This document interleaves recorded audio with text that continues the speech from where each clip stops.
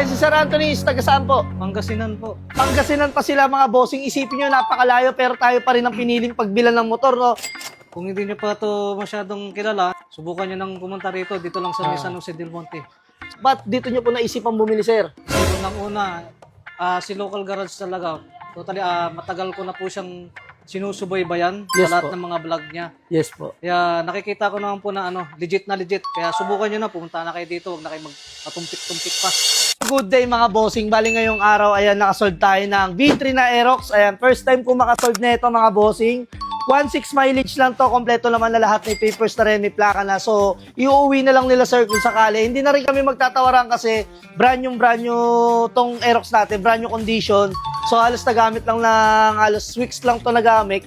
So, tanungin natin si sir muna kung anong pangalan. Sir, anong pangalan po? Anthony po. Ayan, si Sir Anthony, taga saan po? Pangasinan po. Pangasinan pa sila mga bossing. Isipin nyo, napakalayo pero tayo pa rin ang piniling pagbilan ng motor, no? So, syempre, hindi naman tayo magpapabigo, gawa lang, ayan, binigyan natin ng sariwang unit, no? So, hingi lang tayo ng konting feedback kay Sir Anthony. Sir Anthony, baka may mga gusto ka munang batiin bago tayo Yan, mag-feedback. shoutout sa mga mga kakilala natin dyan sa Pangasinan. Una dyan sa Orvis. Kung hindi nyo pa ito masyadong kilala, subukan nyo nang pumunta rito. Dito lang sa San Jose del Monte. So, Lachuchik. so, isipin nyo mga bossing, Pangasinan pa. Saan kayo sa Pangasinan, kuya? Orvis Tondo. Ayun, isipin nyo, bumiyahe lang kayo, commute. May service kami. Click. Nakamotor lang din kayo, tapos pabalik, biyahe kayo ulit niyan, hindi na kayo magpapahinga. Hindi na po siguro. Isipin nyo mga bossing, nakakatuwa lang, di ba? Hindi lang NCR o Region 3 lang ang nagiging natin. Isipin nyo, Pangasinan, napakalayo na nun, di ba?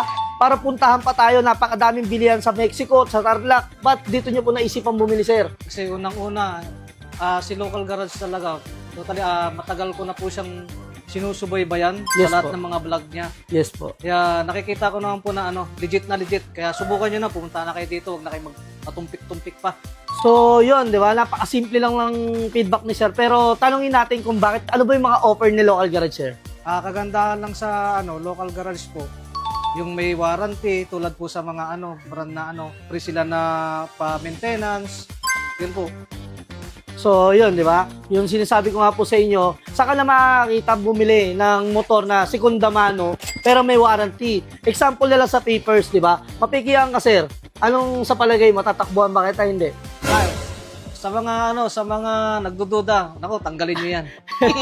Kasi example lang, di ba? Hindi naman lang pagpapalit yung pangalan namin para sa halagang 100,000.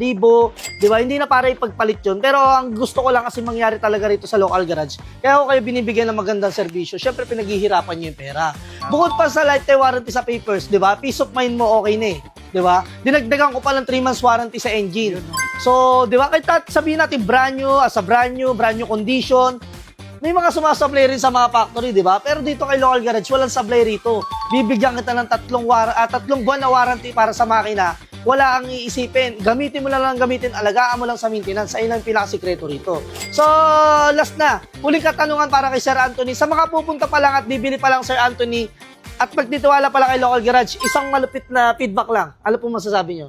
Sa mga katulad kong bago at pupunta pa lang dito, huwag na kayong mag-isip. Iisa lang ang isip natin eh. Maganda dito. Legit. Local garage po. Tara na. So yun guys, nakita nyo na. Bali ngayon lang ako nakabenta na itong STD na to.